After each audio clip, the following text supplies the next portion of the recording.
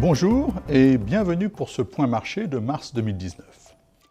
Après le décrochage des marchés d'actions en décembre dernier, ceux-ci ont vivement rebondi en janvier avec plus 7,8% pour le MSCI acquis en dollars, l'indice représentatif des marchés d'actions mondiaux. Et ce rebond s'est poursuivi en février avec désormais plus 10,5% en cumul depuis le début de l'année. On notera également que ce rebond a été très largement partagé, que ce soit au Japon, en Europe, aux États-Unis ou parmi les émergents. Ce regain de confiance est dû à deux facteurs en particulier.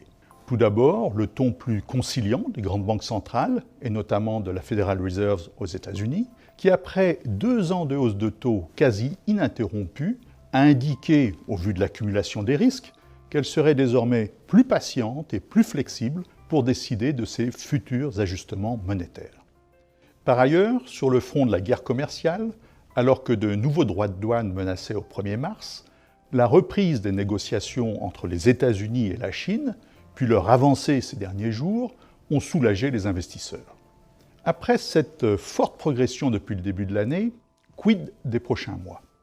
À ce stade, le rebond du marché s'apparente davantage à un effet mécanique que comme le signe d'un véritable regain de confiance, d'une véritable inversion de tendance. En effet, après l'envolée des différents marchés depuis le début de l'année, ceux-ci ont peu ou prou renoué avec leur moyenne à 200 jours, ce qui confirme que l'excès d'inquiétude s'est corrigé. En revanche, les marchés sont généralement loin d'avoir retrouvé leur plus haut niveau de 2018. Pour que ce rallye boursier puisse aller significativement au-delà, il faudra désormais de nouveaux arguments, plus tangibles, comme une détente durable sur le front des dossiers tarifaires entre les États-Unis et la Chine, mais aussi l'Union européenne, sans oublier le Brexit.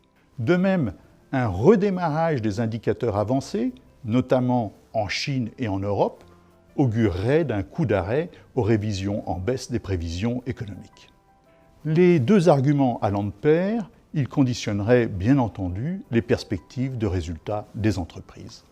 Les prochaines semaines seront décisives. Les banques centrales ont fait leur part du travail.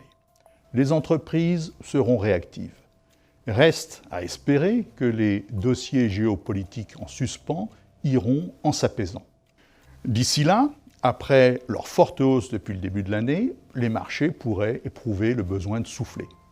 Affaire à suivre donc, alors rendez-vous pour un prochain point marché.